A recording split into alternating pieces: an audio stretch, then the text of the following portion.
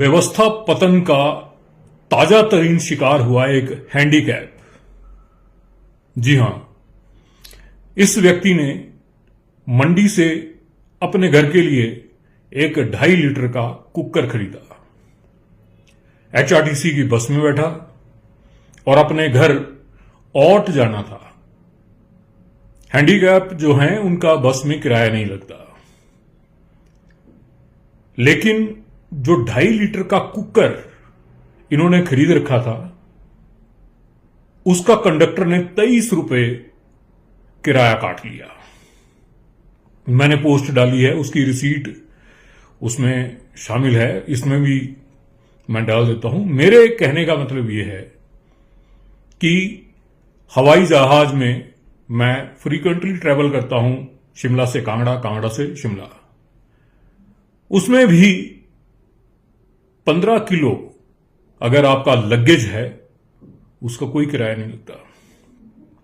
आपके लगेज का 15 किलो तक हवाई जहाज में कोई किराया नहीं लगता, लेकिन एचआरटीसी की बस में एक 2.5 लीटर कुकर का 23 रुपया वसूल जाना व्यवस्था पतन नहीं तो और क्या है। हवाई जहाज में एलीट क्लास ट्रेवल करती है, जिनके पास रिसोर्सिस हैं, और जिनके पास रिसोर्सिस नहीं हैं बेचारे बसों में ट्रेवल करते हैं और आप उनसे किसी दूसरे तरीके से पैसे वसूल रहे हो। हमने अपनी लाइफ में आज तक नहीं सुना कि किसी का लगेज का किराया बसों में लगा हो। मैं खुद बसों में यूनिवर्सिटी लेवल तक बहुत ट्रैवल किया है। यूनिवर्सिटी जाता था, अपना मतलब बेडिंग मेरे साथ होता था, लगेज मेरे साथ होता था।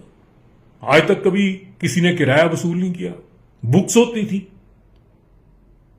अब इसमें कंडक्टर बेचारे क्या करें, वो भी तो इस व्यवस्था पतन के शिकार हैं। कंडक्टर हर रोज पता नहीं कितने लोगों से गालियां खाते हैं। अब इस व्यक्ति ने, जिसका अपना किराया नहीं लगता, जब उसको 23 रुपए एक प्रेशर कुकर के किराए के रूप में देने पड़े होंगे, तो उसने मन ही मन में एचआरटीसी को गालियां नहीं दी, व्यवस्था पतन वालों को गालियां नहीं दी, उसने कंडक्टर को गालियां दी, जिसका इसमें कोई कसूर नहीं है, क्योंकि उसको तो रूल फॉलो करने हैं जो एचआरटीसी ने बना रखे हैं। अगर वो 23 रुपए की टिकट ना काटता तो फ्लाइंग स्क्वाड वालों ने उसके ऊपर केस डाल देना था। इसलिए कंडक्टर बेचारे को फंसे हुए उसका टिकट काटना पड़ा। और बसों में ये कोई पहला मामला नहीं है, इस तरह के हजारों मामले हर रोज एचआरटीसी की बसों में होते होंगे और कंडक्टर बेचारे लोगों के साथ ही उलझते रहते होंगे, उनको समझाते रहते होंगे और लोग मानते नहीं होंगे। लोगों को क्या पता कि सरकार का दिवालिया निकला हुआ है, सरकार को मित्र मंडली के खर्चे पूरे करने हैं, सरकार के पास पैसे नहीं है, तो अंट शंट तरीके से लोगों से पैसे वसूले जा रहे हैं। 300 यूनिट बिजली फ्री देने की बात की थी व्यवस्था पतन वालों ने, और जो पहले से 150 यूनिट फ्री मिल रही थी वो भी बंद कर दी। बेरोजगारों को पिछले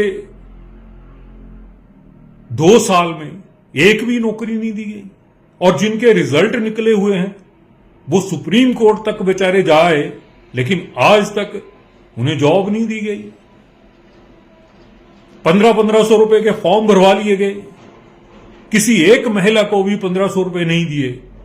अब कुछ लोग यहां बताएंगे कि 1500 लोगों, कई लोगों को 1500 मिले हैं। वो कौन है आपको पता है?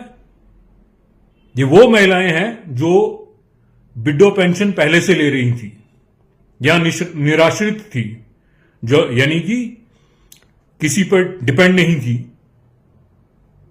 ऐसी महिलाएं, इनको पहले से 1000 रुपया मिल रहा था, उसमें सिर्फ 500 रुपए की बढ़ोतरी करके ये शोर मचा दिया कि 1500 दे रहे हैं, जबकि बात यह हुई थी कि हर महिला को 1500 रुपए दिया जाएगा, हर बेरोजगार को रोजगार दिया जाएगा, आउटसोर्स वालों को रेगुलर किया जाएगा।